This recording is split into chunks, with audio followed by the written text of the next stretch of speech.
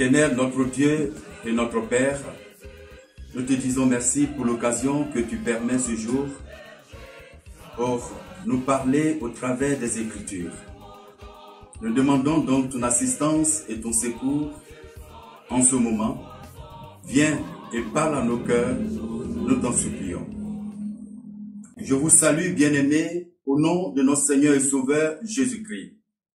En cette période combien calamiteuse, où on enregistre chaque jour des personnes infectées du coronavirus, le Covid-19, j'ai l'honneur de vous exhorter à fixer vos regards sur celui qui ne sommeille ni ne dort, qui connaît le nombre de nos cheveux, c'est-à-dire Jésus-Christ de Nazareth.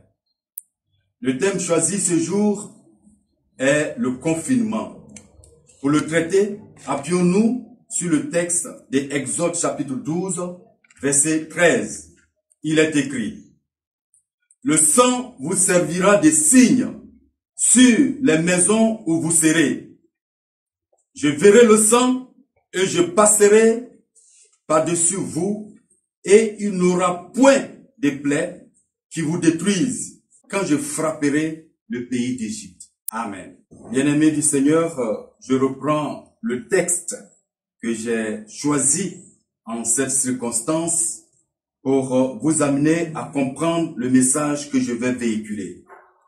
Le sang vous servira de signe sur les maisons où vous serez. Je verrai le sang et je passerai par-dessus vous, et il n'aura point de plaies qui vous détruisent quand je frapperai le pays d'Égypte. Amen. Nous sommes à plus de 800 ans avant Jésus-Christ, quand cette situation se passait dans la vie des enfants d'Israël. Dans le texte que nous avons lu, il y a cette expression « sur les maisons où vous serez ». Cette expression renvoie au confinement. Le confinement, c'est-à-dire l'action de confiner, de s'enfermer dans un lieu. Il s'explique aussi par l'ensemble des précautions prises pour empêcher la dissémination de produits radioactifs dans l'environnement d'une installation nucléaire. Ce n'est pas un terme nouveau. Dans la Bible, les enfants d'Israël ont subi le confinement à un moment donné de leur histoire. En effet, le confinement fait suite à une désobéissance de l'homme vis-à-vis de Dieu.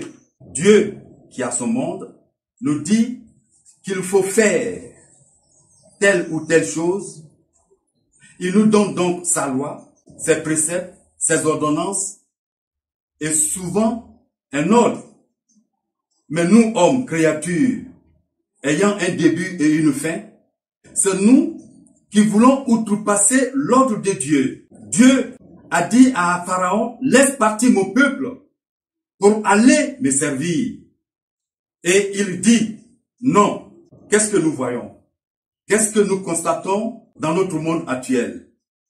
Des hommes s'élèvent et autorisent la pédophilie, l'homosexualité, des hommes qui couchent avec des animaux, le mensonge bat son plein dans les foyers, dans les administrations. Alors, que voulez-vous que Dieu fasse?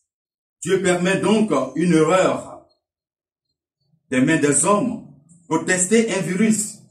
Et ce virus bloque tout ce que nous avons fait jusqu'ici. L'économie qui en pâtit, l'administration qui tourne au ralenti, la santé qui se fragilise, les familles qui se disloquent. Nous constatons la peur, le stress, l'angoisse, la détresse gagnent de plus en plus les cœurs. Bien-aimés, j'ai une bonne nouvelle pour vous ce jour. Vous qui avez donné votre vie au Seigneur Jésus-Christ, sachez-le, il n'y aura point de plaies qui vous détruisent, nous dit le Seigneur. Cette pandémie à coronavirus Covid-19 passera. Tout reprendra. Et le Seigneur attendra de nous de voir nous accrocher à lui, le servir et l'adorer comme il le faut. Bien-aimés du Seigneur, les enfants d'Israël, à cause de la désobéissance de Pharaon, Dieu est amené, n'est-ce pas, à frapper tout le peuple égyptien pour nous dire que pendant cette période-là, Dieu est en train de mettre à l'épreuve tous ceux qui, ma foi, ont eu des doutes sur son existence. Et j'ose croire qu'après cette pandémie, eh bien, notre adoration sera vraie. Nous saurons à qui nous en tenir, parce que le Seigneur regarde au cœur et non à l'apparence. Je vous exhorte donc, bien-aimés, à vous tourner résolument vers le Seigneur, à ne le regarder que lui seul, parce que lui, il connaît parfaitement nos besoins. Il connaît ce dont nous avons besoin pour continuer le chemin avec lui. C'est pourquoi, vous qui êtes découragés, vous qui avez tout perdu, vous qui avez été licenciés, vous qui êtes à la maison, je vous en prie, regardez au Seigneur, car il a votre solution. Alors, bien-aimés, regardons à Jésus, c'est lui qui a la solution. Le seul pourra donc nous aider à passer ce moment. Que Dieu vous bénisse au nom de Jésus. Amen.